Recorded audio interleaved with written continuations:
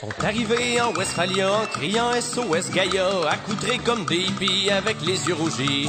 Cheveux longs et surplus d'armée, en bédaine et jouant du tam-tam. On se serait cru 30 ans passés pendant la guerre du Vietnam. Il y avait tous les clichés de l'époque, des granolas, des chemises en macramé aux filles poilues en dessous des bras.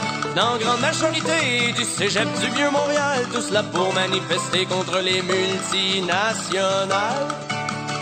Et la main sous le grelottait en ce 3 jeudis de printemps. Et aux étudiants qui boxaient s'ajoutaient quelques passants. Des marxistes, léninistes, des militants pour le vote. Et une couple d'écologistes ont investi le spot. On écoutait le vieux cinglé qui se prenait pour Castro avec son képi d'officier et son couteau de Rambo.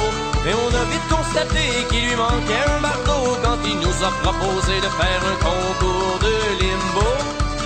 À la manifestation, on rêvait de révolution. Sèche dans le cul avec une poignée de comparses sous la pluie froide du mois de mars.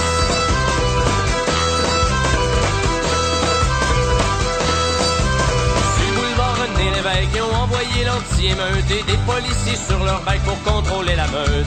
Ça se déroulait pacifiquement sans trop écorcher le système et on scandait des beaux slogans contre les OGM.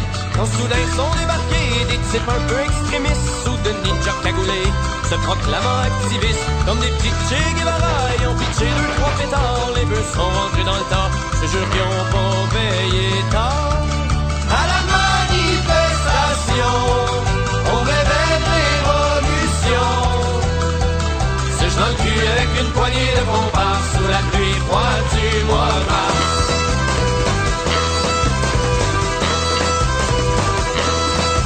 Mais là ça a dégénéré car en guise de protestation, les beatniks sont déshabillés pour faire un danse-ton.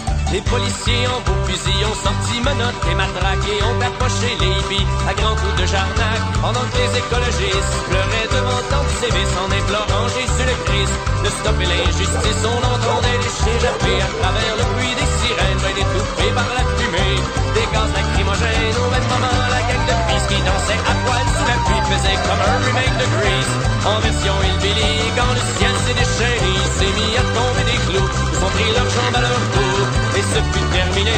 Par qu'on est rentré déçus, tout mouillé et abattu en croisant les écolos dans le portique d'un McDo. J'en suis venu à conclusion, ça va prendre ben du soleil, sinon c'est pas demain